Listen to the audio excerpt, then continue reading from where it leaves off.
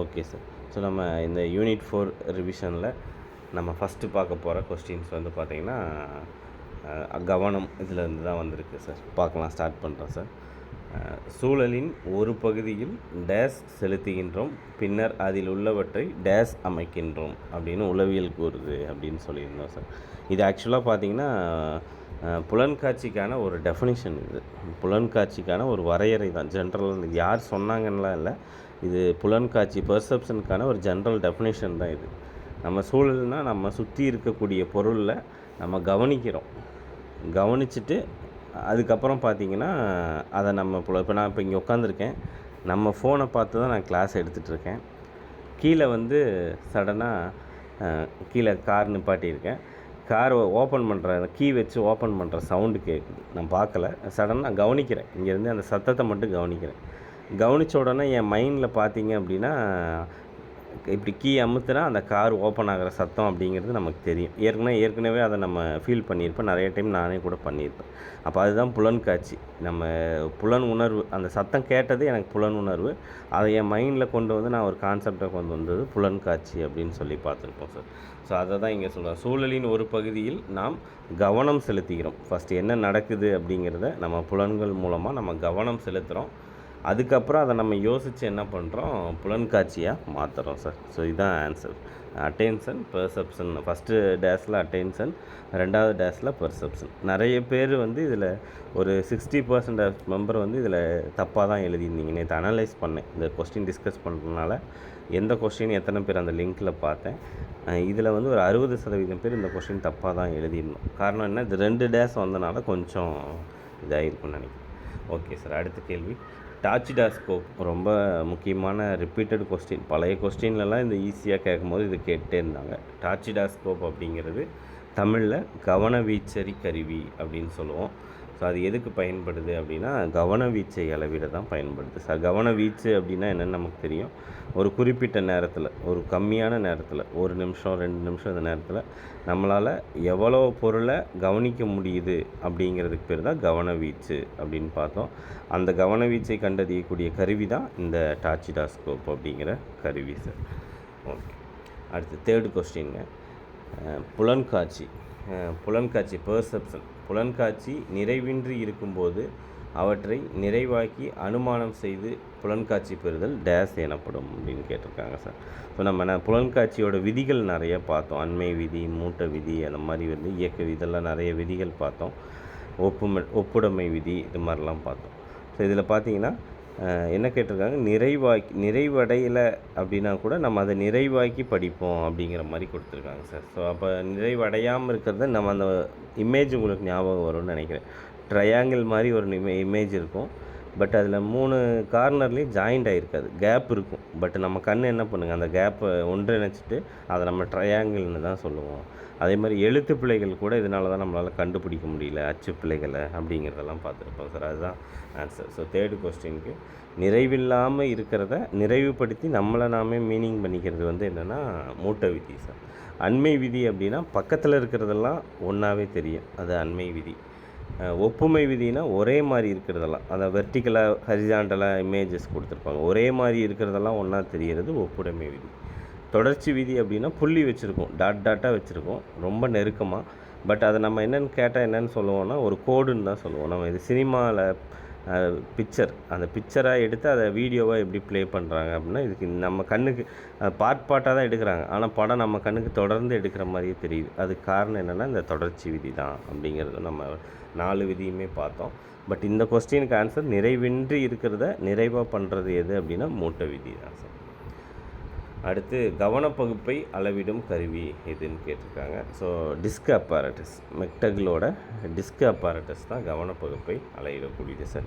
அதுக்கு கீழே பார்த்தீங்கன்னா டாச்சிடாஸ்கோப் இருக்குது, நம்ம மேலே தான் பார்த்தோம். ஸ்பேன் ஆஃப் அட்டென்ஷன், கவன வீச்சை அளவிடக்கூடியது டாச்சிடாஸ்கோப். பயோஸ்கோப் நமக்கு தெரியும், ஜஸ்ட் பார்க்குறது தான். மெமரி ட்ரம், நினைவு உருளை அப்படிங்கிறது நினைவு வீச்சை அளவிடக்கூடிய கருவி. நம்மளால் எவ்வளோ பொருளை ஞாபகம் வச்சுக்க முடியுது அப்படிங்கிறத கண்டுபிடிக்கிறது தான் நினைவு வீச்சு. அதை அளவிடக்கூடிய கருவி தான் நினைவு உருளை. இங்கே வந்து கவனப்பகுப்பு தான் கேட்குறாங்க. இப்போ கவனப்பகுப்புனா என்னென்னா அது நம்ம ஒரே நேரத்தில் 2 வேலை பார்த்துக்கிறது. ஸோ அதான் கவனப்பகுப்பு. பார்த்திங்கன்னா கவனப்பகுப்புக்கு இப்போ ஒரு எக்ஸாம்பிள் என்னென்னா, இப்போ நான் உங்களுக்கு கிளாஸ் நடத்திட்டே இருக்கேன். இந்த பக்கம் பார்த்தீங்கன்னா டிவியில் கந்த சஷ்டி கவசம் மெதுவாக ஓடிட்டு இருக்குது. காலையில் கேட்பேன் எப்போ, அதை லைட்டாக இந்த பக்கமும் பார்த்துக்கிறேன். ஒரே நேரத்தில் இப்போ 2மே பண்ணிகிட்ருக்கேன். அது கவனப்பகுப்புக்கு ஒரு எக்ஸாம்பிள். ஸோ இந்த மாதிரி இந்த அளவிடக்கூடியது என்ன அப்படின்னா மெக்டகிளோட டிஸ்க் அப்பாரட்டஸ். அடுத்து 5th கொஸ்டின் சார். கவர்ச்சியற்ற பொருளின் மீது கவனத்தை தோற்றுவிப்பது என்னன்னு கேட்குறாங்க சார். இப்போ அப்படியே கிளாஸ் ரூமுக்கு வந்துடலாம். ஒரு பையனுக்கு என்னோடய வகுப்புனா பிடிக்கவே இல்லை, கவர்ச்சியே இல்லை, அட்ராக்ஷனாகவே அவனுக்கு இல்லை, பிடிக்கல, இங்கிலீஷ்னாலே பிடிக்கல.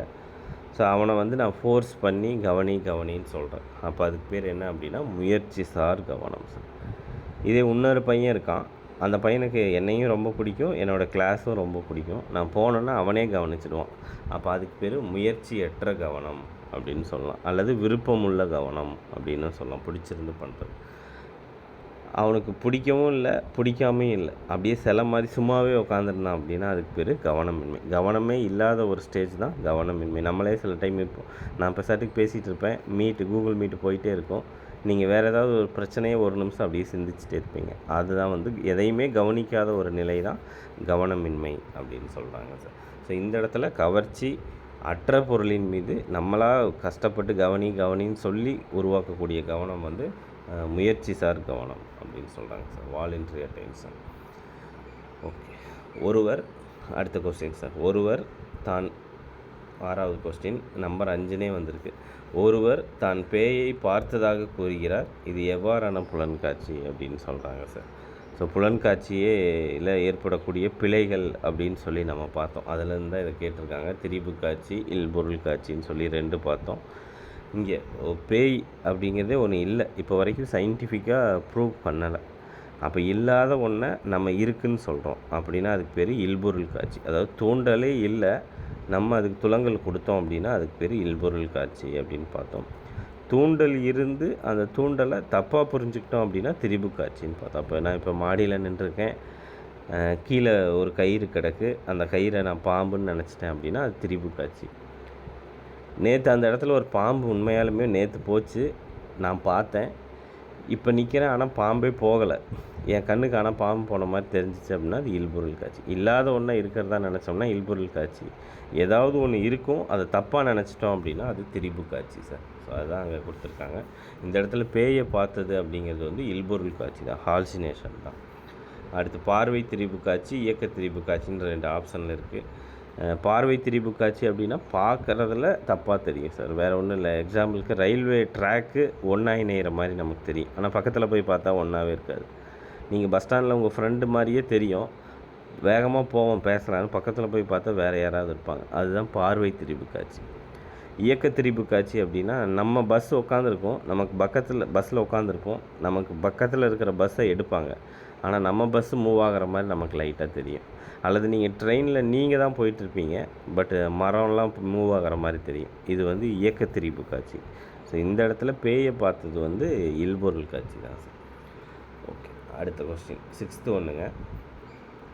எந்தவித தூண்டலும் இல்லாமல், அதை நம்ம மேலேயே பார்த்துட்டோம், எந்தவித தூண்டலும் இல்லாமல் தூண்டல் இருப்பதாக எண்ணி துலங்கலை வெளிப்படுவது. ஸ்டிமுலஸ் இல்லாமல் ரெஸ்பான்ஸ் க்ரியேட் ஆகிறது என்ன அப்படின்னா ஹால்சினேஷன் தான் சார், இல்பொருள் காட்சி தான். மீதியெல்லாம் மேலே இப்போ தான் எக்ஸாம்பிள் சொன்னேன்.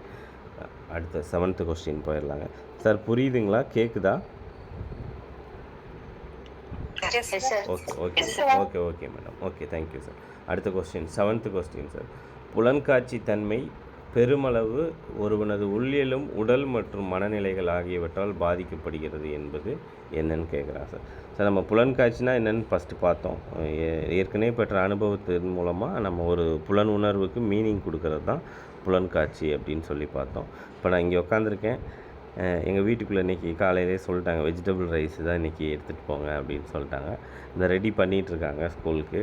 எனக்கு ஸ்மெல் அடிக்குது.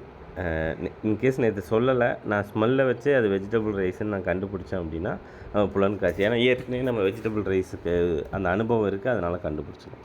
ஸோ இது புலன்காட்சின்னு பார்த்தோம். அந்த புலன்காட்சியை பாதிக்கக்கூடிய கொள்கைகள் தான் கீழே கொடுத்துருக்காங்க சார். புலன்காட்சியின் தன்மை எப்படிலாம் பாதிக்கும் அப்படிங்கிறது நம்ம 3 பார்த்தோம். அகவய கொள்கை, புறவய கொள்கை, இடைவினை கொள்கை அப்படின்னு சொல்லி 3 பார்த்தோம். நான் இந்த வெஜிடபிள் ரைஸை வச்சு எக்ஸாம்பிள் சொல்கிறேன். நான் நல்லா என் மைண்டு எல்லாமே நல்லா இருக்குது. வாசம் ரொம்ப அடிக்குது. அவங்க அந்த வெஜிடபிள் பிரியாணி செய்யக்கூடிய வாசம் ரொம்ப அடிக்குது. அதை வச்சு நான் நல்லா உடனே கண்டுபிடிச்சிட்டேன் அப்படின்னா, அது புறவய கொள்கை. வெளியில் இருக்கக்கூடிய தூண்டலே என்னை அதை கண்டுபிடிக்க வச்சிருச்சு. அகவய கொள்கை அப்படின்னா, அவங்க சுமாராக தான் செய்கிறாங்க, வாசமே இல்லை. ஆனால் நானே சும்மா ஆரம்பிக்கும் போதே ஏதோ ஒரு நாலேஜ் நானே யோசித்து கண்டுபிடிச்சிட்டேன் அப்படின்னா, அது அகவய கொள்கை சார். என்னோடய ஈடுபாடு அதிகமாக இருந்து நான் புலன்காட்சி கொண்டு வந்தேன்னா அகவய கொள்கை. வெளியிலேருந்து ஒரு ஈடுபாட்டினால புலன்காட்சி அதிகமாக ஏற்பட்டுச்சுன்னா அது புறவய கொள்கை. உள்ள வெளியே அவங்களும் செய்கிறாங்க, நானும் யோசிக்கிறேன். இது ரெண்டையும் வச்சு நான் கண்டுபிடிச்சேன் அப்படின்னா அது இடைவினை கொள்கை. ரெண்டுமே இருந்துச்சு அப்படின்னா அது இடைவினை கொள்கை சார். இப்போ இங்கே பாருங்கள், இந்த எக்ஸ்ப்ளனேஷன் வச்சு பாருங்கள். புலன்காட்சியின் தன்மை பெருமளவு ஒருவனது உள்ளியலும் உடல் மற்றும் அவனுக்குள்ள அவரோட உடல் அவரோட மனநிலையை பொறுத்து தான் அவர் புலன்காட்சி அமையுது அப்படின்னா அது அகவய கொள்கை. இதே வெளியிலேருந்து வந்திருந்தால் அது என்னவாக இருந்திருக்கும் சார்? புறவய கொள்கையாக இருந்திருக்கும். உள்ள வெளியே ரெண்டும் சேர்ந்து வந்திருந்தால் அது வந்து இன்டராக்டிவ் தியரி, இடைவினை கொள்கையாக இருந்திருக்கும். வினை கொள்கைன்னு ஒன்று கிடையவே கிடையாது. அது சும்மா ஆப்ஷனுக்காக கொடுத்தது. ஸோ புலன்காட்சி பாதிக்கும் கொள்கைகள் வந்து 3 தான். அகவய கொள்கைனா யார் புலன்காட்சி கொள்கிறாங்களோ அவங்கள பேஸ் பண்ணி அந்த புலன்காட்சி வந்துச்சுன்னா அகவய கொள்கை. எதை பண்ணுறாங்களோ அந்த பொருளை பேஸ் பண்ணி வந்துச்சுன்னா புறவய கொள்கை. ரெண்டும் சேர்ந்து வந்துச்சுன்னா இடைவினை கொள்கை. அதை ஞாபகம் வச்சுக்கோங்க சார். அடுத்து 8th கொஸ்டின் சார். ஒரே மாதிரியான தன்மைகள் கொண்ட பொருட்கள் எளிதில் பார்வையில் பட்டு நம் புலன்காட்சிக்கு ஆட்படுவது சார். மேலே இப்போ தான் பார்த்தோம். ஒரே மாதிரி பொருளை நம்ம ஈஸியாக கண்டுபிடிக்கிறோம் அப்படின்னா அது ஒப்புடைமை விதி அப்படின்னு சொல்லி பார்த்தோம். மீதி 3க்கும் அங்கேயே எக்ஸ்ப்ளனேஷன் கொடுத்துட்டேன். அடுத்து 9வது கொஸ்டின் சார். இப்போ பாருங்கள், இப்போ நம்ம முன்னாடி 8வது கொஸ்டினில் கொடுத்த எக்ஸ்ப்ளனேஷன் தான் வரும். அப்படியே யோசிச்சு பாருங்கள். புலன்காட்சியின் தன்மை புலன்களை தூண்டும் பொருட்களின் இயல்புகள், அந்த வெஜிடபிள் பிரியாணியோட குவாலிட்டி, செயலாற்றல், மனிதனது இயக்கம் ஆகியவற்றின் செயல்களால் தீர்மானிக்கப்பட்டுச்சு அப்படின்னா அது இடைவினை கொள்கை சார். ரெண்டுமே பொருள் ப்ளஸ் மனிதன், அதை தான் சொல்கிறாங்க. அந்த நம்ம எந்த புலன்காட்சி செய்கிறோமோ அந்த பொருள், யார் புலன்காட்சி கொள்கிறாங்களோ அந்த மனிதன், 2 பேர்த்தால் தீர்மானிக்கப்பட்டுச்சு அப்படின்னா அது இடைவினை கொள்கை. இப்போ தான் நம்ம பார்த்தோம். இன்னு அவுட்டு, அந்த பொருள் இயல்பு அதெல்லாமே வந்து அவுட், வெளியில் இருந்த சோர்ஸு. அந்த செயலாற்றும் மனிதனோட இயக்கம் அப்படிங்கிறது அந்த அவரோட உள்ளே இருக்கிறது. ஸோ அதனால் 2 சேர்ந்து இருந்தால் அது இடைவினை கொள்கை, இன்டராக்டிவ் தியரி அப்படின்னு சொல்கிறாங்க சார். அடுத்து 10வது கொஸ்டின் சார். எகைன் திருப்பியும் அந்த புலன்காட்சி விதிகளில் இருந்தே தான் கொஸ்டின். ஆன்சர் பண்ண முடியுதுன்னு நீங்களே பாருங்கள். ஒரு இடத்தில் பலர் ஒருவருக்கு ஒருவர் மிக நெருக்கமாக இருந்தாங்க அப்படின்னா, பக்கத்தில் இருக்கிறதெல்லாம் ஒரே மாதிரி இருந்துச்சு அப்படின்னா அதுக்கு பேர் அண்மை விதி. ஒரே மாதிரி இருக்கிறதெல்லாம் குரூப்பாக தெரிஞ்சிச்சுன்னா ஒப்புடைமை விதி. பக்கத்தில் இருக்கிறதெல்லாம் குரூப்பாக தெரிஞ்சிச்சு அப்படின்னா அது அண்மை விதி. நம்ம பார்த்தோம் சார், அதை தான் இங்கே சொல்லியிருக்காங்க. மூட்டை விதி, தொடர்ச்சி விதி மேலேயே பார்த்துட்டோம். அடுத்து 11 சார். இப்போ பார்த்தோம் இயக்க திரிபு காட்சி ஆன்சர் வருது, மேலேயே பார்த்தோம். நின்று கொண்டிருக்கும் ஒரு ரயிலில் அமர்ந்திருப்பவர் பக்கத்தில் உள்ள ரயில் நகரும் போது தன்னோட ரயில் தான் நகர்வது போல் தெரிவது என்ன அப்படின்னா இயக்க திரிபு காட்சி சார். நம்ம மேலே எக்ஸ்பிளைன் கொடுத்தோம்.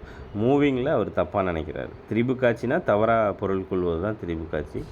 அவர் ட்ரெயின் தான் நகருதுன்னு அவர் தப்பாக நினச்சிக்கிறார். ஆனால் பக்கத்தில் உள்ள ட்ரெயின் தான் மூவ் ஆகுது. அப்போ அது வந்து மூவிங்னால் ஒரு திரிபு காட்சி ஏற்பட்டுச்சுன்னா அதுக்கு பேர் இயக்க திரிபு காட்சி அப்படின்னு சொல்கிறாங்க சார். அடுத்து தற்கால செய்தி கோட்பாட்டினை உருவாக்கியவர் யார் அப்படின்னு கேட்குறாங்க. தற்கால செய்தி கோட்பாட்டினை படி கவனித்தலை விளக்கியவர் யார் அப்படின்னு கேட்குறாங்க சார். Broadband sir. கவன கோட்பாடுகள் நம்ம பார்த்தோங்க, அதுலேருந்து தான் இந்த கொஸ்டின் வந்திருக்கு. ஹெப் அப்படிங்கிறவர் ஒரு கோட்பாடு சொன்னார், நம்ம பார்த்துருப்போம், ஞாபகம் இருக்கும்னு நினைக்கிறேன். ஹெப் வந்து என்ன செயல்னு சொன்னார் சார்? பெருமூளையின் செயல் அப்படின்னு சொன்னார். ஆமாம் சார். ஹெப் வந்து கவனம் அப்படிங்கிறது வந்து பெருமூளையின் செயல் அப்படின்னு சொல்லியிருந்தார். பிராட்பேண்ட் தான் வந்து என்ன சொல்லியிருந்தாருன்னா தற்கால செய்தி கோட்பாடு, அந்த மூளையில் அனுமதிக்கிறது. ஸோ அந்த மாதிரி சொல்லியிருந்திருப்பார் தற்கால செய்தி கோட்பாடு. மக்டுகள், ராஸ் எல்லாமே கவனத்துக்கான வரையறைகள் சொன்னவங்க சார். மக்டுகள் என்ன சொல்லியிருப்பார்னா ஒரு பொருளை தெளிவாக அறிய முற்படும் முயற்சியே கவனம் அப்படின்னு சொல்லியிருப்பார். ராஸ் அதுவும் அவரும் அதே மாதிரி தான். கவனம் என்பது ஒரு பொருளை பற்றிய தெளிவான கருத்துக்களை அடையும் முறை, தெளிவான கருத்துக்களை அடைகிறது தான் கவனம் அப்படின்னு ராஸ் சொல்லியிருப்பார் சார். ஸோ இந்த இடத்துல தற்கால செய்தி கோட்பாடு வந்து பிராட்பேண்டு தான். Okay sir. அடுத்த கொஸ்டின் பாருங்கள், ஒரு அண்டர்ஸ்டாண்டிங் கொஸ்டின்னு சார். கவனத்தில் இன்னொரு கோட்பாடு பார்த்தோம், தேர்வு செய்தல் கோட்பாடுன்னு ஒன்று பார்த்தோம், ஞாபகம் இருக்கும்னு நினைக்கிறேன். தேர்வு செய்தல் கோட்பாடுனா நம்ம மூளையில் நிறைய தூண்டல்கள் இருக்கும், அதில் நமக்கு எது தேவையோ அதை செலக்ட் பண்ணி நம்ம அனுப்புவோம் அப்படின்னு சொல்கிறது தான் தேர்வு செய்தல் கோட்பாடு. ஹெப்பு வந்து கவனத்தை பெருமூளையின் செயல்னாரு, இன்னொன்று வலுப்படுத்தப்பட்ட துலங்கள் தான் உள்ள நிலையும் அப்படின்னு சொன்னார், அதான் ஹெப்பு. பிராட்பேன் வந்து தற்கால செய்தி கோட்பாட்டை சொன்னார் அப்படின்னு பார்த்தோம். இவர் தான் உட்புகும் நிறைய தூண்டல் உட்புடுவோம், குறுகிய கால சேமிப்பு இருக்கும், வேணுங்கிறத மட்டும் வடிகட்டும், அளவுக்கு அதிகமானது. இப்போ ஒரு 5வது பையனை உட்கார வச்சு 8th மேக்ஸ் சொல்லி கொடுத்தீங்கன்னா அதெல்லாம் அவன் கவனிக்க மாட்டான், ரிஜெக்ட் பண்ணிவிடுவான். எது அவனால் முடியுதோ அதை மட்டும்தான் உட்புக அனுபவிக்கும் அப்படின்னு கரெக்டாக சொல்லியிருப்பார். அதனால தான் தற்கால செய்தி கோட்பாடு அப்படின்னு இன்ஃபர்மேஷன் தியரினே சொல்கிறாங்க. Okay sir. அடுத்து 13வது கேள்வி. குடும்ப வறுமையின் காரணமாக பாருங்கள், குடும்ப வறுமை, கடையில் வியாபாரம் பார்த்து கொண்டே தேர்விற்கும் மாணவன் படித்து கொண்டிருக்கிறான் அப்படின்னா அது என்ன வகையான கவனம்னு கேட்குறாங்க சார். 2 வேலையை ஒரே நேரத்தில் செய்கிறான், வியாபாரமும் பார்க்குறான், படிக்கவும் செய்கிறான். அப்போ 2 வேலையை ஒரே நேரத்தில் செய்கிறனால அது டிவிஷன் ஆஃப் அட்டென்ஷன் தான், கவனப்பகுப்பு.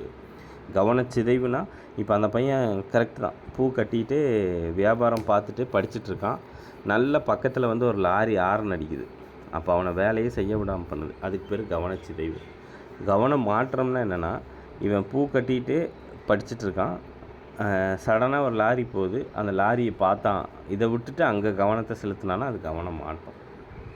கவனக்குறைவு அப்படின்னா அட்டென்ஷன் டிஃபிஷியன்சினா நம்ம கிளாஸில் பார்ப்போம், பாடம் நடத்தும் போது பையன் கவனிக்காமல் இருக்கிறது தான். கவனப்பகுப்புனா தான் ஒரே நேரத்தில் 2 வேலை, நம்ம டிவி பார்த்துட்டே சாப்பிட்றது. அவன் வியாபாரம் பண்ணும்போது வியாபாரம் பண்ணிகிட்டே படிக்கிறான், இதெல்லாம் வந்து பார்த்திங்கன்னா கவனப்பகுப்பு. ஒரே நேரத்தில் 2 வேலையை செஞ்சோம்னா கவனப்பகுப்புன்னு சொல்கிறாங்க சார். ஓகே, அடுத்த கொஸ்டின் சார் 14ங்க. தேர்வறையில் ஒரு மாணவனோட கவனம் வினாத்தாளில் மட்டுமே இருக்கும், மாறாக மேற்பார்வையாளர் செய்கிற விஷயம், வெளியில் போகிறது, இதிலெல்லாம் அவன் கவனிக்கவே மாட்டான். ஸோ அப்படி இருக்கிற கவனம் என்ன அப்படின்னா வாலண்டரி அட்டென்ஷன் தான் சார், விருப்பமுள்ள கவனம். அவனாக விருப்பப்பட்டு எழுதுகிறான். எக்ஸாமில் போய் யாருடைய இந்த கேள்வி கவனி எழுதணும்னு சொல்ல மாட்டான். தேர்வறையில் இருக்கக்கூடிய கவனம் விருப்பமுள்ள கவனம் தான் சார். விருப்பமற்ற கவனம்னா நம்ம கிளாஸில் வச்சுக்கலாம், அவனுக்கு பிடிக்காது, கவனின்னு சொல்லி கவனிக்க வைக்கிறது. பழக்க கவனம்னா நம்ம வண்டி ஓட்டுறது, தையல் தைக்கிறது, இதெல்லாம் பழக்க கவனம் சார். கவன ஊசல்னா ஃப்ளக்டேஷன் அப்படின்னா என்ன, போயிட்டு வர்றதுங்க. நம்ம கிளாஸ் ரூமில் பார்த்தா நடக்கும், பையன் ஜன்னலை பார்ப்பான், நம்ம போர்டை பார்ப்பான், ஜன்னலை பார்ப்பான், போர்டை பார்ப்பான், இப்படி மாறி ஒரு டைம் போச்சுன்னா அதுக்கு பேர் கவனம் மாற்றம். அதுவே போயிட்டு வந்துகிட்டே இருந்துச்சுன்னா கவன ஊசல், அங்கேயும் இங்கேயும் போயிட்டு வந்துச்சுன்னா கவன ஊசல்.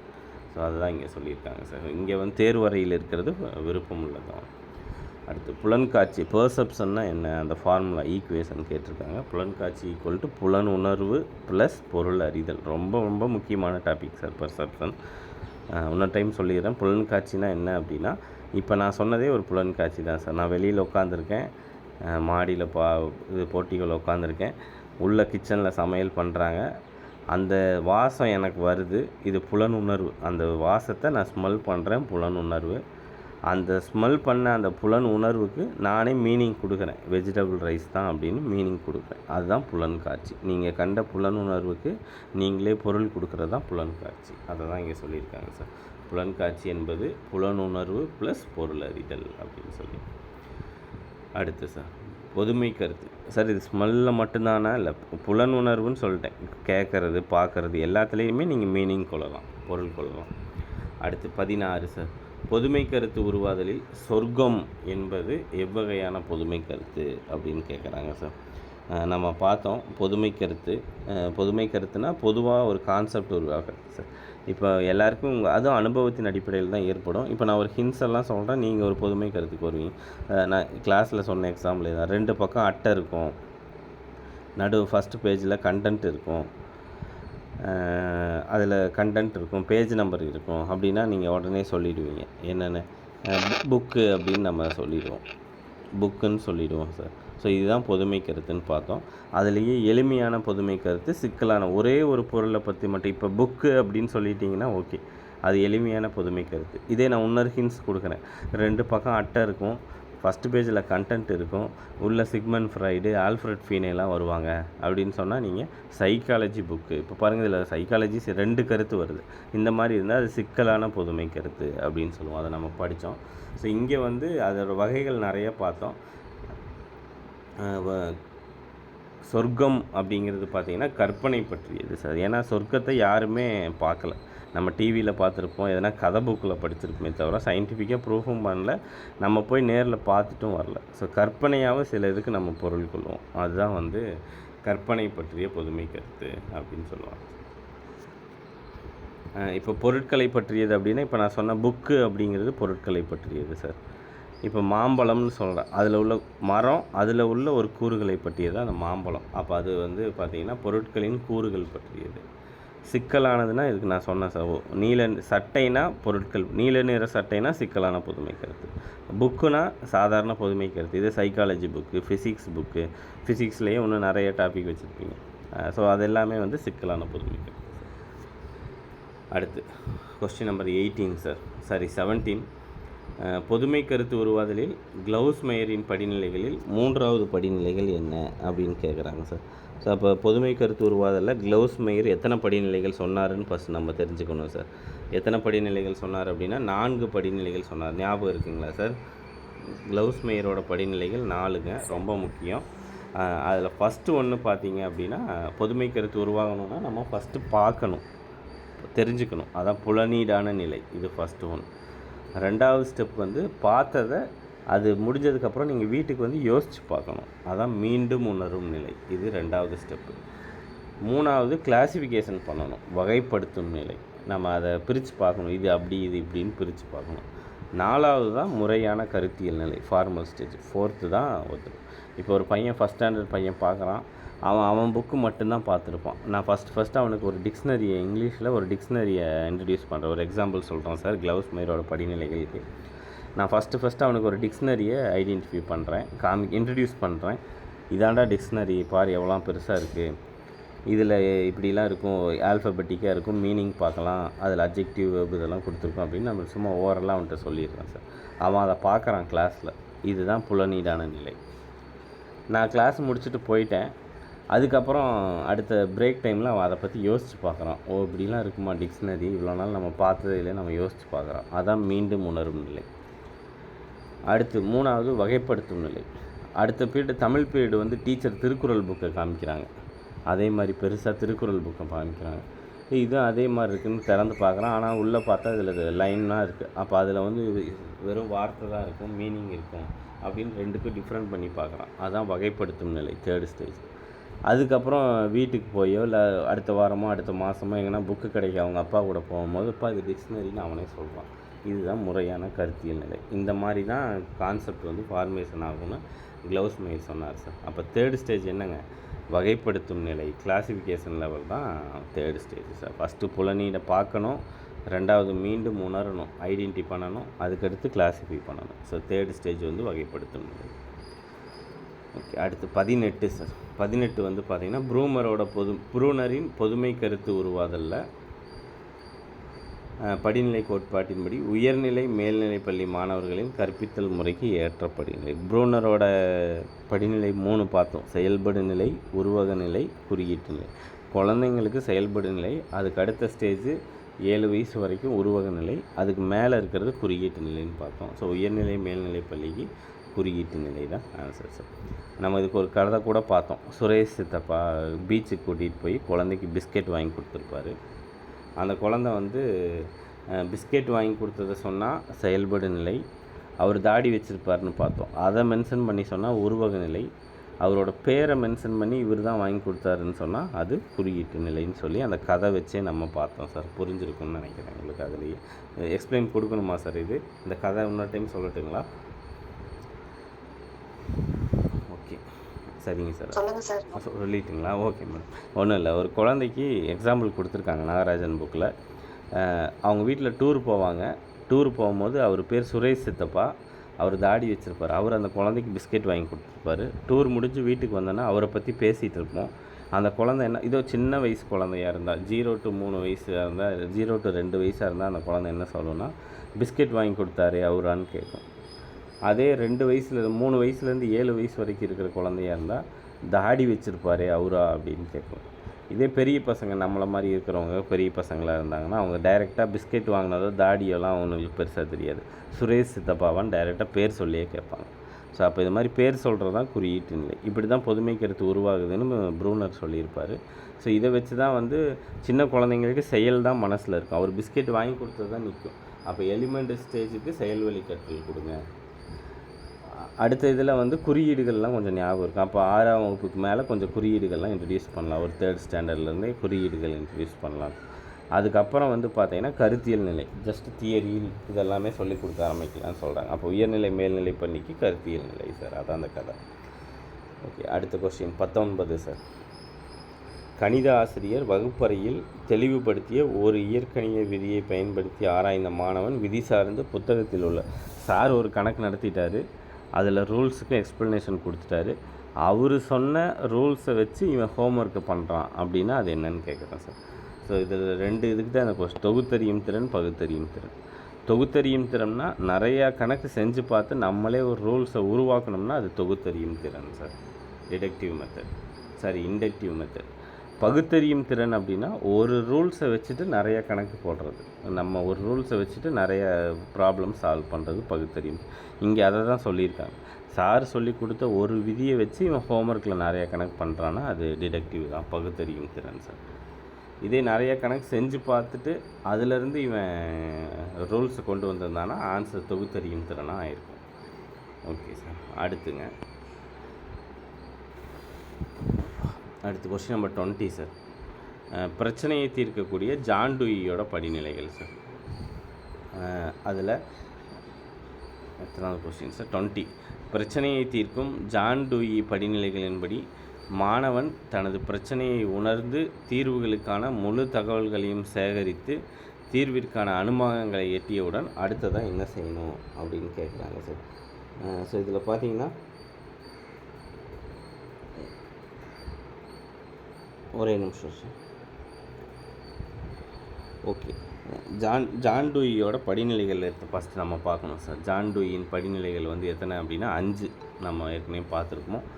ஸோ ஜாயின் பண்ணிகிட்டே இருக்காங்க, வந்து போவாங்க.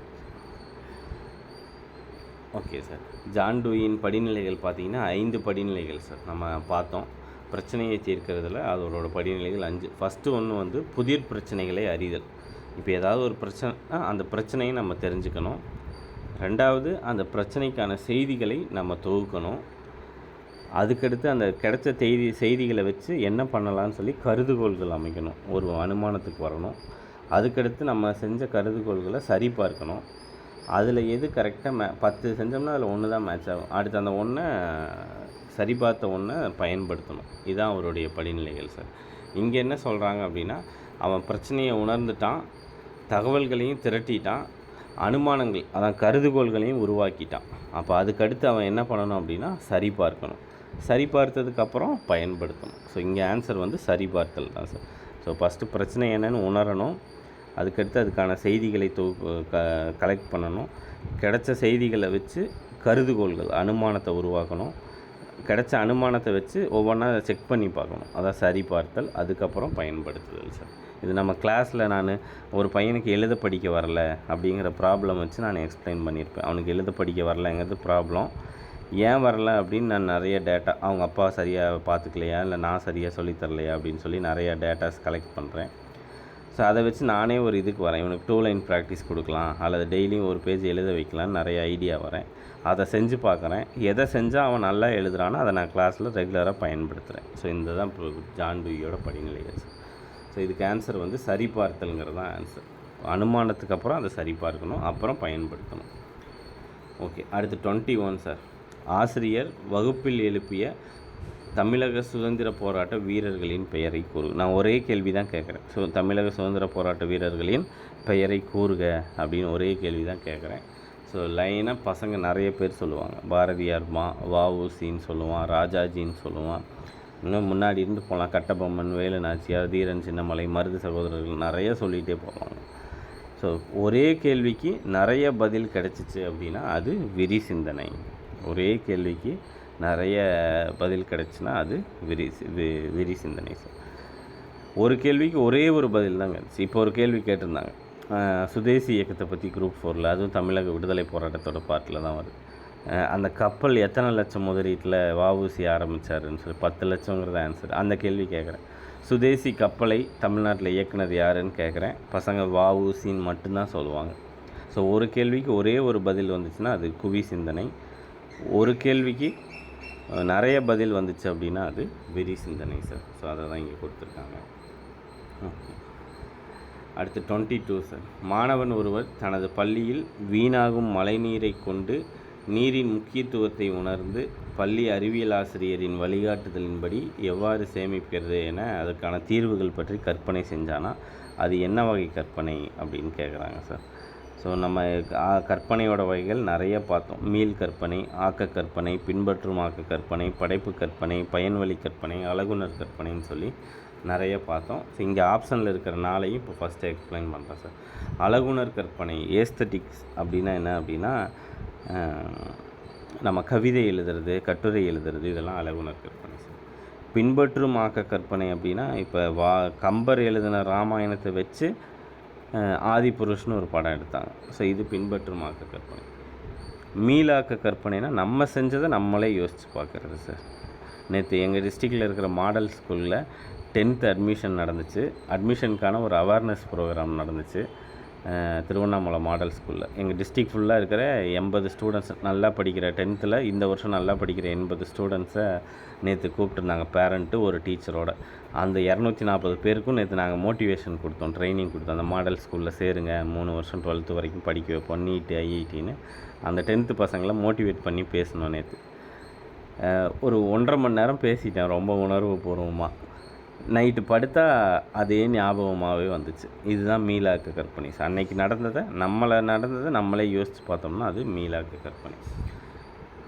பயன்வழி கற்பனை அப்படின்னா என்னென்னா, நம்மளோட கற்பனை ஏதாவது ஒரு பிரச்சனையை தீர்க்கும் விதமாக நல்ல விதமாக இருந்துச்சு அப்படின்னா பயன்வழி. இப்போ நாளைக்கு கிளாஸில் போய் என்ன பசங்களுக்கு இந்த கிராமரை எப்படி ஈஸியாக சொல்லி கொடுக்கலாம், ஹைடெக் லேபில் எப்படி ஒரு குவிஸ் நடத்தலாம், நம்மளே ஓனாக சினானிம்ஸ் ஆண்டனிம்ஸ்க்கு ஒரு குவிஸை எப்படி வைக்கலாம், அல்லது ஸ்கூலில் வந்து பார்த்திங்கன்னா பையன் வெளியில் ஓடிடுறான், கேட்டு சரியாக போட்டலாம், அதை எப்படி சரி பண்ணலாம், மழைநீர் சேகரிப்பு எப்படி ஏற்படுத்தலாம், இந்த மாதிரிலாம் யோசித்தோம்னா அதுக்கு பேர் பயன்வழி கற்பனை சார். அதான் இங்கே கொடுத்துருக்காங்க. ப்ரக்மாட்டிக் இமேஜினேஷன் சொல்லுவாங்க, அதை தான் இங்கே கொடுத்துருக்காங்க, பயன்வழி கற்பனை. இங்கே மழைநீர் சேகரிப்புங்கிறதுனால பயன்வழி கற்பனை வரும் சார். அடுத்து 23 சார். 23. இன்று என் பள்ளி மாணவர்களுடன் நான் சென்ற களப்பயணம் குறித்து இரவில். அதே தான் சார். நேற்று மாடல் ஸ்கூலை பற்றி நான் யோசித்தேன், அதுக்கு பேர் மீளாக்க கற்பனை. அது நேற்று நம்ம போயிட்டு வந்த டூரை பற்றி நம்ம யோசிப்போம், அல்லது இன்றைக்கி யாரு கூடயோ சண்டை போட்டிருந்தோம்னா அதை பற்றி நைட்டு யோசிப்போம். ஸோ இதெல்லாமே மீளாக்க கற்பனை. அதுதாங்க கொடுத்துருக்காங்க சார். அது நான் சொன்னதே 24. வால்மீகியோட ராமாயணத்தை தழுவி தற்பொழுது வெளிவந்த இந்த ஆதிபுருஷ் அப்படிங்கிற திரைப்படம் வந்து பார்த்திங்கன்னா இப்போ நான் ஃபஸ்ட்டு சொன்னதே தான் சார், பின்பற்றும் ஆக்க கற்பனை. சொல்லுங்கள் மேடம். சார், இப்போ நடந்தது மட்டும் இல்லாமல் நடக்க போகிறத பற்றி யோசிக்கிறது மீளாக்க கற்பனைங்களா சார்? இல்லை மேடம், நடக்க போகிறத பற்றி யோசிச்சிங்கன்னா அது ஆக்க கற்பனை. இனிமேல் நடக்க போகுது, வெறும் ஆக்க கற்பனை தான் அது. Okay madam. அந்த ஆக்க கற்பனை இனிமேல் நடக்க போகிறது, நீங்கள் யாரையாவது ஆக்க கற்பனை, அதை யாரையாவது ஃபாலோ பண்ணி நீங்கள் செஞ்சீங்கன்னா அது பின்பற்றும் ஆக்க கற்பனை. யாரையும் ஃபாலோ பண்ணாமல் நீங்களாக அதை யோசிச்சிங்க அப்படின்னா அது படைப்பு கற்பனை. அப்படி நீங்களாக யோசிக்கிறது மற்றவங்களுக்கு பயன் தர மாதிரி இருந்துச்சுன்னா தான் அது பயன்வழி கற்பனை. அல்ல மற்றவங்களை சந்தோஷப்படுத்துகிற மாதிரி இருந்துச்சுன்னா அது அழகுணர் கற்பனை. அவ்வளோதான் மேடம். புரிஞ்சுங்களா? Okay madam. ஓகே. அடுத்து சார் 25th. தேங்க்யூ. அடுத்து 25th 25வது கேள்வி. நம்ம ஆன்சர் இதில் மார்க் பண்ணல. நம்ம கோடை காலத்தில் ரோட்டில் போகும்போது காணல் நீர் தெரியும் சார், அது என்ன வகையான புலன் காட்சின்னு கேட்குறாங்க. இல்லாத பக்கத்தில் போய் பார்த்தா அங்கே ஒன்றுமே இருக்காது, அப்போ அது இல்பொருள் காட்சி தான். காணல் நீர், பேய், இதெல்லாமே இல்பொருள் காட்சி தான் சார். அடுத்து கவனம் அப்படிங்கிறது பெருமூளையின் செயல்னு சொன்னது யாருன்னு கேட்டிருக்காரு. ஹெப். நம்ம இப்போ தான் மேலே பார்த்தோம், ஹெப்பு தான் அதை சொல்லியிருப்பாரு சார். அடுத்து ஆட்டோகினெட்டிக் எஃபெக்ட். இது ரொம்ப முக்கியம் சார், நம்ம கிளாஸில் இதை பார்த்துருக்க மாட்டோம். ஃபிசிக்ஸ் ஸ்டூடெண்ட்டாக உங்களுக்கு ஆனால் இது தெரிஞ்சிருக்கும். இது சிடெட்டில் கேட்டிருக்காங்க இந்த ஆட்டோகினெட்டிக் எஃபெக்ட், அதனால தான் இதை நான் கொஸ்டினில் கொடுத்தேன். ரொம்ப முக்கியமான ஆட்டோகினெட்டிக் விளைவு அப்படின்னா இது புலன் காட்சியில் தான் வருதுங்க. ஒரு சில புக்கில் இதை பற்றி கொடுத்துருக்காங்க, ஆட்டோகினெட்டிக் எஃபெக்ட் பற்றி. என்னென்னு சொல்கிறேன் சார், நல்லா கவனிங்க. நம்ம நிறைய பார்த்தோம், இயக்க திரிபு காட்சியெலாம் பார்த்தோம். அது இப்போ நான் ட்ரெயினில் உட்காந்துருக்கேன், பக்கத்து ட்ரெயின் மூவ் ஆகுது, அதனால நான் மூவ் ஆகிற மாதிரி தெரிகிறேன். இது இயக்க திரிபு காட்சி, மூவிங்கில் இருக்கிறது. பட் இங்கே பார்த்தீங்கன்னா இந்த கினெட்டிக் எஃபெக்ட்னா என்னென்னா மாயையான இயக்கம் சார். இப்போ நல்ல நம்ம நிறைய படத்தில், இப்போ ஃபார் எக்ஸாம்பிள் நேற்று கூட கேடிவியில் அன்னியின் படம் போட்டாங்கன்னு நினைக்கிறேன். நேற்று தான் போட்டாங்க. இதில் பார்த்தீங்கன்னா அவருக்கு மல்டி பர்சனாலிட்டி இருக்குதுன்னு தெரிஞ்ச உடனே நாசர் வந்து ட்ரீட்மெண்ட் கொடுப்பார். எல்லோரும் இந்த படம் பார்த்துருப்போன்னு நினைக்கிறேன். சேரில் உட்காந்துருப்பார் விக்ரம், ரவுண்டாக ஒன்று சுற்றுற மாதிரி இருக்கும். அப்படியே அதை பார்த்தோன்னா அவருக்கு பழைய நினைவுகள்லாம் வரும், அதுக்கெல்லாம் அதை வச்சுருப்பாங்க. இல்லைன்னா இன்னும் கூட போகலாம் சார். நீங்கள் கிளாஸ் முடிஞ்சோன்னே கூகுளில் கினெட்டிக் இமேஜ்னு போடுங்க, நல்ல டார்க் கலரில் ரவுண்டாக ஒரு இமேஜ் வரும். நம்ம அந்த இமேஜை கண்ணு பக்கத்தில் வச்சு உத்து பார்த்தோம் அப்படின்னா இமேஜ் அப்படியே தான் இருக்கும், நம்மளும் அப்படியே தான் இருப்போம். பட் அந்த இமேஜ் மூவ் ஆகிற மாதிரி தெரியும், நமக்கு சுற்றுற மாதிரி தெரியும். நம்ம வாட்ஸ்அப்பில் ஃபேஸ்புக்கிலலாம் அந்த இமேஜ் வந்திருக்கும் சார். சுற்றுற மாதிரி தெரியும், பெருசாகிற மாதிரி தெரியும், சின்னதாகிற மாதிரி தெரியும். அப்போ இதுக்கு பேர் தான் கினெட்டிக் எஃபெக்ட்னு சொல்கிறாங்க சார். அந்த கினெட்டிக் இமேஜ் நம்ம உத்து பார்த்தோம்னா அது ஸ்டேபிளாக தான் இருக்கும், நம்மளும் ஸ்டேபிளாக தான் இருப்போம், பட் மூவ் ஆகிற மாதிரி தெரியும். அதான் மாயையான இயக்கம் அப்படின்னு சொல்லுவாங்க.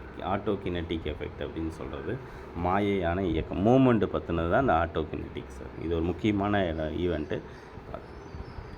அடுத்த question number 28 sir.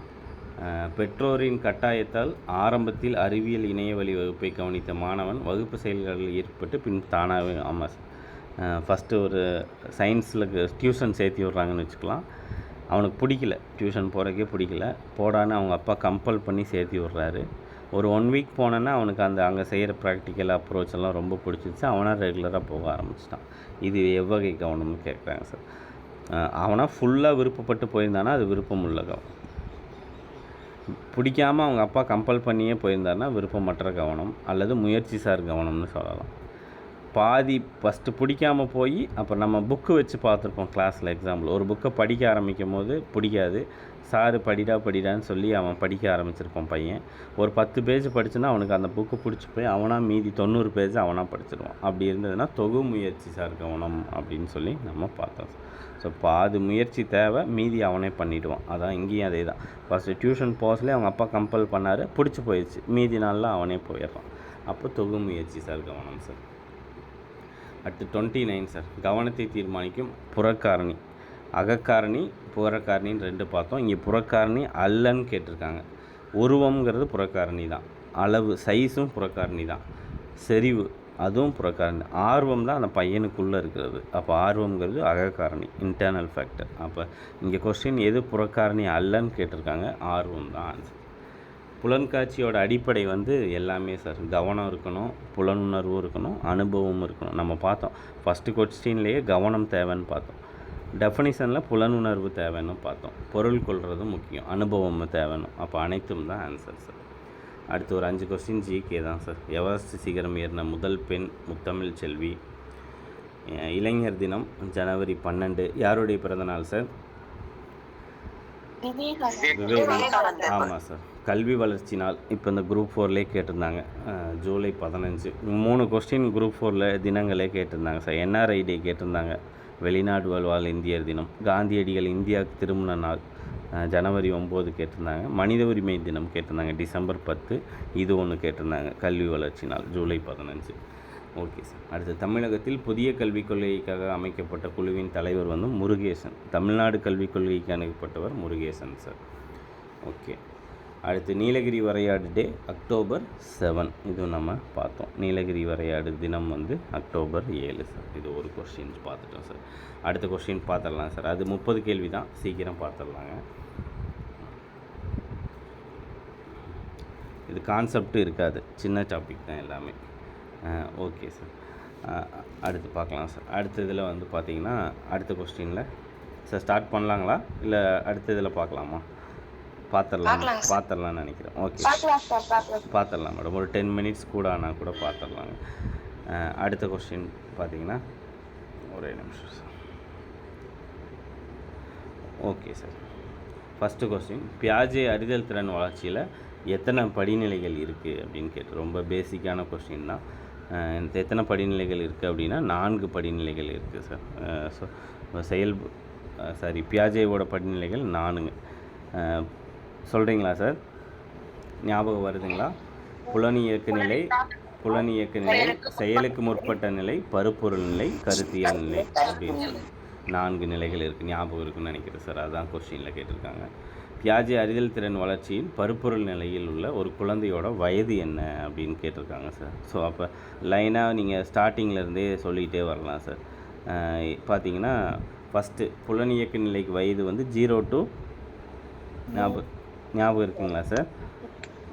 0 to 2 sir. 2ங்க 0 to 2 அப்படின்னு பார்த்தோம். அடுத்து செயலுக்கு முற்பட்ட நிலைக்கு 2லேருந்து 7 அப்படின்னு பார்த்தோம். அடுத்து புலனீடான நிலை, அதான் பருப்பொருள் நிலைக்கு வந்து பார்த்திங்கன்னா 7லேருந்து 11ன்னு பார்த்தோம். கருத்தியல் நிலைக்கு வந்து 11 வயதுக்கு மேலே அப்படின்னு பார்த்தோம் சார். ஸோ இங்கே வந்து பருப்பொருள் நிலைக்கு தான் கேட்குறாங்க. பருப்பொருள் நிலைனாலும் ஒன்று தான், புலனீடான செயல் நிலைனாலும் ஒன்று தான் பார்த்தோம். ஸோ இதுக்கு வயது வந்து 7 to 11 ஆன்சர் சார். அடுத்து குழந்தைகளோட சிந்தனையில் நெகிழ்ச்சி காணப்படாத பருவம் சார். ஃப்ளெக்சிபிள் இருக்காத பருவம். அதான் நான் பார்த்தோம், முன்பின் மாற்றம் இருக்காது. நாய்க்கு முன்னாடி யார் இருக்கான்னு கேட்டால் நான் சொல்லுவான், உனக்கு பின்னாடி யாருன்னு கேட்டால் நாய் இருக்காது, நாயின்னு சொல்ல மாட்டான். அந்த ஃப்ளெக்சிபிள் இருக்காத ஸ்டேஜ் எதுன்னு பார்த்தோம். ஸோ அதான் வந்து பார்த்திங்கன்னா செயலுக்கு முற்பட்ட நிலை. இதெல்லாம் முன்பின் மாற்றம் இருக்காது. பொருட்களோட அளவு மாறாத்தன்மை தெரியாது. ஒரு 2 வாட்டர் கேனில் தண்ணி மாற்றி 1/2 லிட்டர் தண்ணியை பெரிய வாட்டர் கேனில் ஊற்றினா 2 ஈக்குவல்னு சொல்ல மாட்டான். பெரிய வாட்டர் கேனில் கொஞ்சம் தான் இருக்குதுன்னு சொல்லிடுவான். ஸோ இந்த மாதிரிலாம் இருக்கிறது செயலுக்கு முற்பட்ட நிலை சார். அடுத்து உணவு உண்பதற்கு பதில் தேவையான சத்து மாத்திரையில் சாப்பிட்டுக்கிறது வந்து கான்க்ரீட் லெவல் சார். ஸோ இந்த விட்டமின் இதில் இருக்குது, இந்த சத்து இதில் இருக்குதுன்னு எப்போ தெரியுங்க? கருத்தியல் நிலையில் தான் தெரியும். அதுதான் அங்கே சொல்லியிருக்காங்க சார். அடுத்து சார், தன் வீட்டில் உள்ள மீன் தொட்டியை உடைத்த தம்பியை விட 2 கண்ணாடி டம்ளரை கை தவறி தன் தங்கை பெரிய குற்றம். நம்ம பார்த்தோங்க, குற்றங்களை நோக்கத்தின் அடிப்படையில் பார்க்காம அளவுகளின் அடிப்படையில் பார்ப்பாங்க அப்படின்னு பார்த்தோம். இது 3வது ஸ்டேஜில் பார்த்தோம். பருப்பொருள் நிலை, புலனீடான செயல் நிலையில் பார்த்தோம். ஸோ இப்போ பார்த்தீங்கன்னா 2 டம்ளரு 1 மீன் தொட்டி. தம்பி 2 டம்ளர் தட்டியிருப்பான், அக்கா வந்து 1 மீன் தொட்டியை உடைச்சிருப்பாங்க. ஆனால் அக்கா என்ன நினச்சிக்குவாங்க, நான் 1 தான் உடைச்சேன், அவன் 2 உடைச்சான், அவனுக்கு தான் தண்டனை அதிகமாக கிடைக்கும் அப்படின்னு நினைப்பாங்க. ஸோ இது என்ன ஸ்டேஜ் அப்படின்னா புலனீடான செயல்நிலை, அதான் பருப்பொருள் நிலை அந்த ஸ்டேஜ். அதுக்கு அடுத்த ஸ்டேஜில் அதெல்லாம் சரியாயிடும்னு பார்த்தோம். குற்றங்களை அளவின் அடிப்படையில் பார்க்காம நோக்கத்தின் அடிப்படையில் பார்க்க ஆரம்பிச்சிடுவாங்க அப்படின்னு சொல்லி பார்த்தோம் சார். அடுத்து 6th ஒன்று 6வது வந்து தன் வீட்டில் உள்ள மீன் தொட்டியை உடைத்த தம்பி. அது பார்த்துட்டோம்.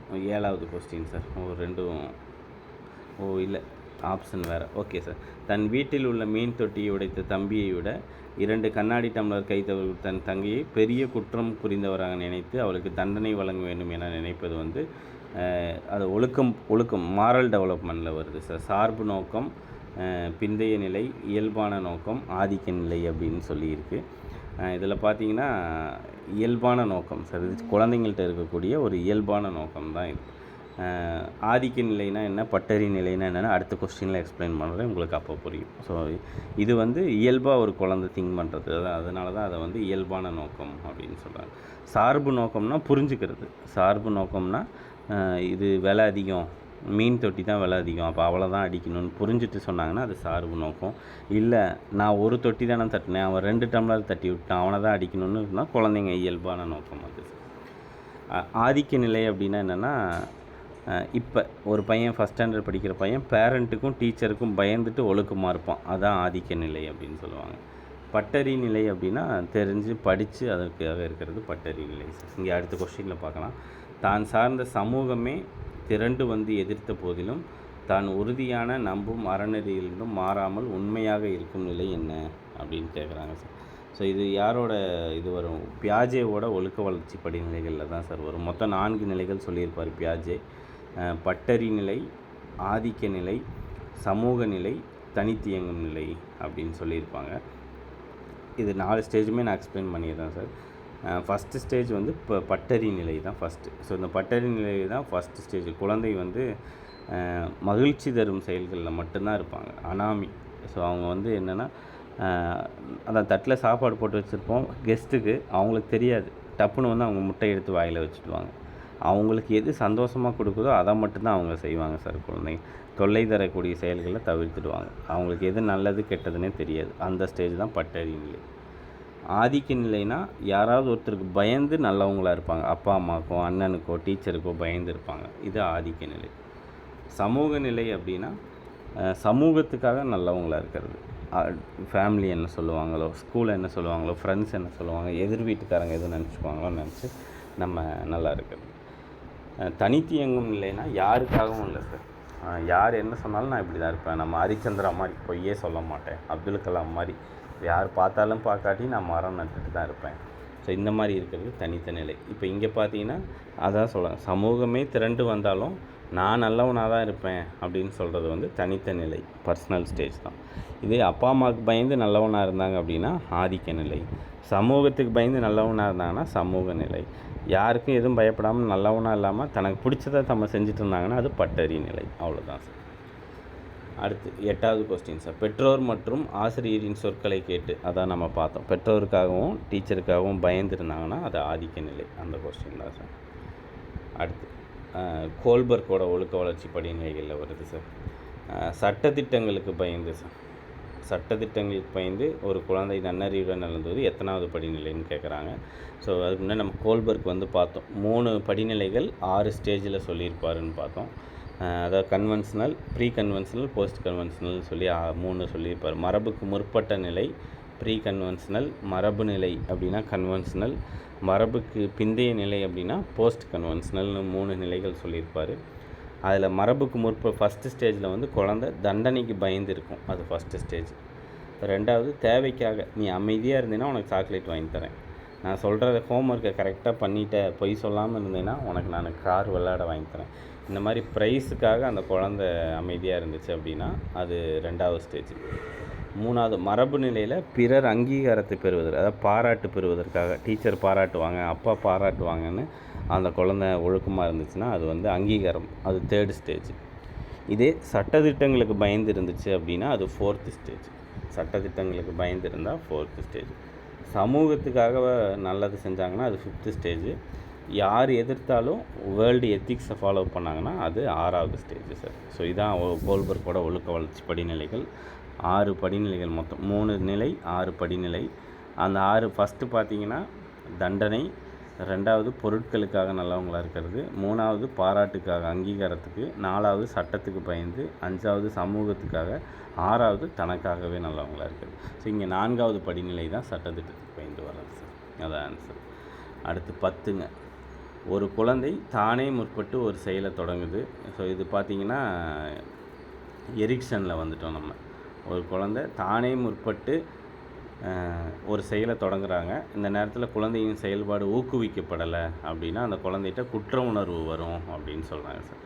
ஸோ அப்படி குற்ற உணர்வு வர்றது வந்து எரிக்சன் சமூக வளர்ச்சியில் அதாவது இந்த ஸ்டேஜில் தானே தொடங்குவாங்க.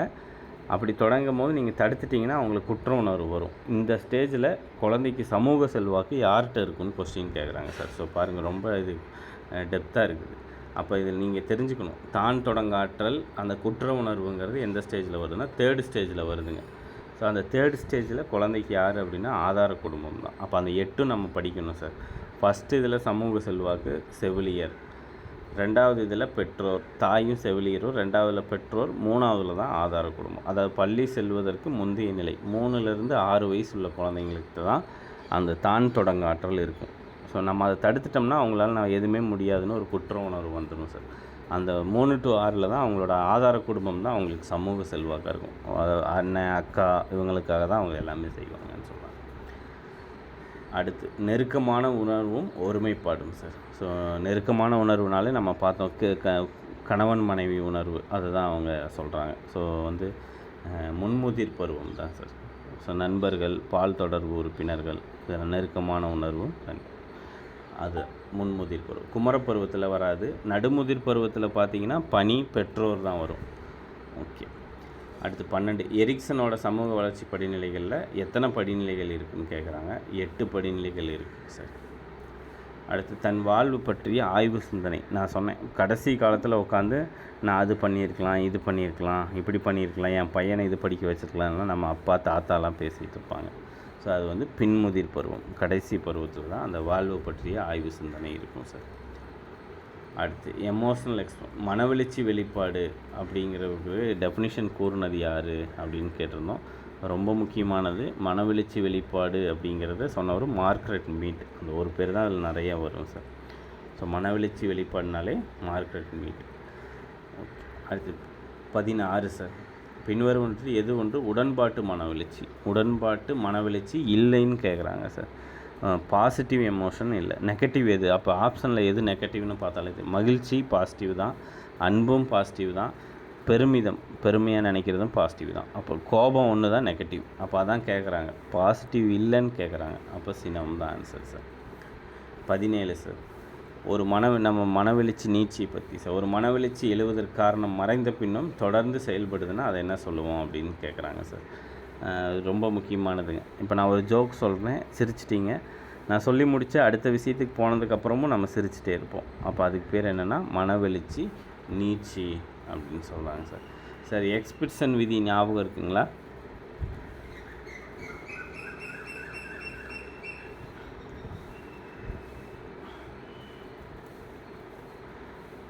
சார், யாருக்காவது எக்ஸ்பிரஷன் விதி ஞாபகம் இருக்குங்களா சார்? No sir. ஆமாம்.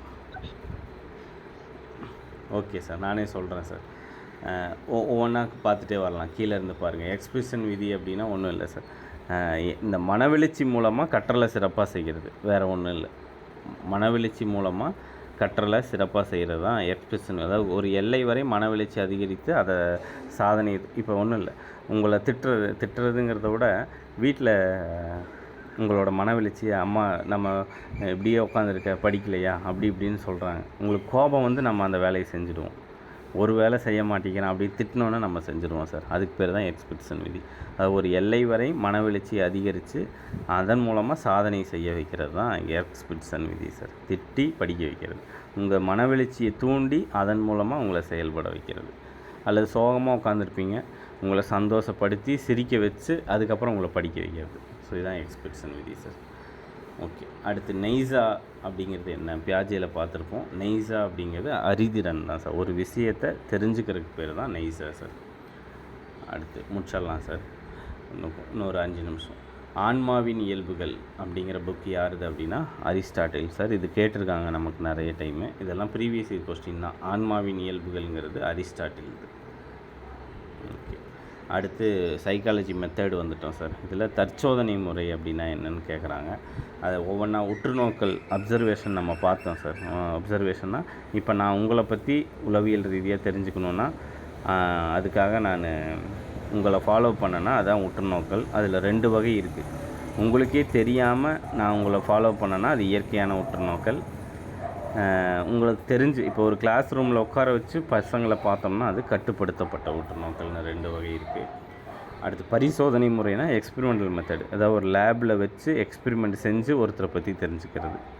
இந்த இடத்துல தற்சோதனை முறைங்கிறது இன்ட்ராஸ்பெக்ஷன் சார். அகநோக்கு முறை தான் இன்ட்ராஸ்பெக்ஷன்னா நம்மளை பற்றி நம்மளே யோசித்து நான் வந்து ரொம்ப நல்லவன், நான் ரொம்ப பயந்தவன், எனக்கு இதெல்லாம் வரும், இந்த செயல்லாம் வராதுன்னு நம்மளே முடிவு பண்ணுறது அகநோக்கு முறை சார். இதை பிரபலப்படுத்தினவர் யாருன்னா டிக்ஷனர் சார். ஞாபகம் இருக்குன்னு நினைக்கிறேன். அகநோக்கு முறையை பிரபலப்படுத்தினவர் டிக்ஷனர் அப்படிங்கிறவர் சார். ஓகே, அடுத்து வாழ்க்கை துணுக்கு முறைனா நான் ஒரு எக்ஸாம்பிள் சொல்லியிருப்பேன். சந்திரமுகி படத்தில் ரஜினி வந்து ஜோதிகாவோட ஊருக்கு போய் என்னென்ன நடந்துச்சுன்னு அந்த வாழ்க்கையில் நடந்த முக்கியமான சம்பவங்களை வச்சு அவங்களோட குவாலிட்டியை முடிவு பண்ணுறது தான் வாழ்க்கை துணுக்கு முறை. ஞாபகம் இருக்குன்னு நினைக்கிறேன். ஓகே, அடுத்து 21 சார். மாணவர்களோட கவனிக்கும் திறனை பற்றி ஒரு ஆசிரியர் அறியும் பொருட்டு வகுப்பறையில் அம்மாணவனை உற்று நோக்குவது சார். அவன் எப்படி கவனிக்கிறான்னு வகுப்பறையில், இப்போ தான் சொன்னேன், வகுப்பறையில் வச்சு ஃபாலோ பண்ணிங்கன்னா அது கட்டுப்படுத்தப்பட்ட உற்றுநோக்கல். அதான் சார். அடுத்து முதல் ஆய்வுக்கூடம் வில்லியம் மோண்ட்டு லீப்சிங்கிற சிட்டியில் 1879 சார். இதுவும் நிறைய டைம் கேட்டிருக்காங்க. ஓகே, அடுத்து உள இயற்பியல் சைக்கோஃபிசிக்ஸ் யார் அப்படின்னா ஜிடி ஃபெச்னர் சார். அகநோக்கு முறை டிக்ஷனர், உள இயற்பியல் ஜிடி ஃபெச்னர். இவர் எதில் வருவார்னா பரிசோதனை முறையில் வருவார். நம்ம பார்த்தோம் உளவியல் பரிசோதனை, வெப்பரின் ஆய்வை செம்மதிப்படுத்தினது இவர் தான் அப்படின்னு சொல்லி பார்த்தோம். இவர் தான் உள இயற்பியல் அப்படிங்கிற புக்கையும் எழுதியிருப்பார். இவர் தான் ஃபாதர் ஆஃப் சைக்கோஃபிசிக்ஸ். இவர் தான் உள இயற்பியலின் தந்தையும் பெச்னர் தான் சார். ஓகே, உள இயற்பியல்னாலே பெச்னர் ஞாபகம் வச்சுக்கோங்க சார். பரிசோதனை முறையில் இவர் வருவார். அடுத்து மருத்துவ முறைனா என்னென்னு கேட்கலாம். ஸோ மருத்துவ முறைனா கேஸ் ஸ்டடி தான். நம்ம பிஎட்டில் பண்ணியிருக்கக்கூடிய தனியார் ஆய்வு முறை தான் சார். ஸோ வாழ்க்கை துணுக்கு முறை சொல்லிட்டேன்.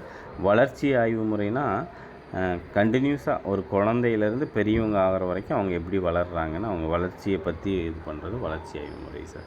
பரிசோதனை முறை லேபில் வச்சு பண்ணுறது. தனியார் ஆய்வு முறைனா நம்ம பிஎட்டில் பண்ணுவோம். ஒரு பையனை செலக்ட் பண்ணுவோம். பிரச்சனைக்குள்ளேயே ஒரு பையனை செலக்ட் பண்ணி ஃபோட்டோ ஒட்டி எதனால் அந்த பிரச்சனை வந்துச்சுன்னு ஃபுல்லாக டீப்பாக ஆராய்ஞ்சு கண்டிப்பாக அவனுக்கு என்ன சொல்லணும் சார், சொல்யூஷன்னு சொல்லணும். அதனால தான் இதை மருத்துவ முறை கிளினிக்கல் மெத்தடுன்னு சொல்கிறாங்க. பிரச்சனையை கண்டுபிடிச்சி நம்ம ரிசர்ச் பண்ணுறதோடு விடாமல் அதுக்கு தீர்வும் சொல்லணும். அதுதான் வந்து மருத்துவ முறைன்னு சொல்கிறாங்க. அடுத்து 25 சார். ஃப்ரான்சிஸ் கால்டன் அப்படிங்கிறவர் எதை அப்படின்னா, ஃப்ரான்சிஸ் கால்டன் வந்து கொஸ்டினரி மெத்தட்ஸ், வினா வரிசை முறை. பேர் இருக்கிறதே 2-3 தாங்க. பரிசோதனை முறையில் பெட்ஸ்னர் வருவார், அகநோக்கு முறையில் டிச்னர் வருவார், வினா வரிசை முறையில் ஃப்ரான்சிஸ் கால்டன் வருவார். இந்த பேர் மட்டும் கொஞ்சம் ஞாபகம் வச்சுக்கோங்க சார். அடுத்து கல்வி உளவியலின் தந்தை sir, father of education psychology தாண்டை. நான் உங்களுக்கு 4th யூனிட்டுக்குன்னு ஒரு மெட்டீரியல் அனுப்பியிருப்பேன். அந்த மெட்டீரியலில் ஃபஸ்ட்டு பேஜே பார்த்தீங்கன்னா நேம்ஸ் எல்லாமே கிளாஸிஃபை பண்ணியே கொடுத்துருக்கேன் சார். பார்த்துருப்பீங்கன்னு நினைக்கிறேன். அதில் எல்லாமே என்னென்ன சோதனை தந்தை எல்லாமே இருக்கும். அதை டெய்லியும் இல்லைனாலும் ஒரு வாரத்துக்கு ஒரு தாட்டியாவது அதை எடுத்து ரீட் பண்ணுங்கள் சார். அடுத்து ஒரு 4 கொஸ்டின் ஜிகே சார். சர்வதேச கல்வி நாள் ஜனவரி 24ங்க. இன்டர்நேஷ்னல் எஜுகேஷன் டே வந்து ஜனவரி 24. நம்மை காக்கும் 48 திட்டம் அப்படிங்கிறது பார்த்திங்கன்னா சாலை விபத்து. அதான் அன்னைக்கு கூட டிஸ்கஸ் பண்ணோம். ஆக்சிடெண்ட் ஆச்சுன்னா ஃபஸ்ட்டு 48 ஹவர்ஸ் ப்ரைவேட்டில் கூட பார்த்துக்கலாம், அந்த செலவை கவர்மெண்ட்டை ஏற்றுக்கும் அப்படிங்கிற திட்டம். மிஷன் சக்தி அப்படிங்கிறது பெண்களுக்கான ஒரு திட்டம் சார். பெண்களோட முன்னேற்றத்திற்கான பாதுகாப்புக்கான ஒரு திட்டம் தான் மிஷன் சக்தி. உயர்கல்வி வழிகாட்டல், இந்த நம்பர் ரொம்ப முக்கியம் சார். ஒவ்வொரு டெக்ஸ்ட் புக்கு பின்னாடியும் இருக்குன்னு சொன்னேன். 1098 வந்து பாதுகாப்புக்கு மட்டும்தான். அது கூடவே பாதுகாப்பு ப்ளஸ் உயர்கல்வி ஏதாவது சந்தேகம் 12th முடிச்சுட்டு என்ன படிக்கணும், இல்லை ஏதாவது ஒரு டாபிக் புரியல அப்படின்னா நம்ம அந்த 14417ங்கிற நம்பருக்கு ஃபோன் பண்ணலாம். நீங்கள் இப்போயே கூட 12th 11th ஃபிசிக்ஸ் புக் எடுத்து கடைசி பக்கத்தில் அந்த அட்டையில் பார்த்தீங்கன்னா இந்த 2 நம்பருக்கு எக்ஸ்ப்ளனேஷன் கொடுத்துருப்பாங்க. எந்த புக்காக இருந்தாலும் சார் பாருங்கள் சார். அவ்வளோதான் சார். ஓரளவுக்கு இந்த யூனிட்டே ரிவிஷன் ஆகிருக்குன்னு நினைக்கிறேன். இதே மாதிரி அடுத்து மண்டே ஆர் டியூஸ்டே 2ல் ஏதாவது ஒரு நாள் சார் உங்களுக்கு வந்து பார்த்திங்கன்னா 7வது யூனிட் 7th யூனிட் இதே மாதிரி நம்ம டிஸ்கஸ் பண்ணலாம் சார். ஓகேங்களா சார்? சரி சார். அந்த 26th கொஸ்டின் சொல்லுங்கள் மேடம். 20 கல்வி உளவியலின் தந்தை பெஸ்டாலஜி. நம்ம கொஸ்டின் மாறி இருக்குன்னா டிஸ்கஸ் பண்ணும்போதே பண்ணோம் சார். நவீன உளவியலின் தந்தை, நவீன கல்வி உளவியலின் தந்தை தான் தாண்டைக்கு. Okay madam. அந்த அட்டவணையில் கரெக்டாக இருக்கும் மேடம், அதில் பாருங்கள்.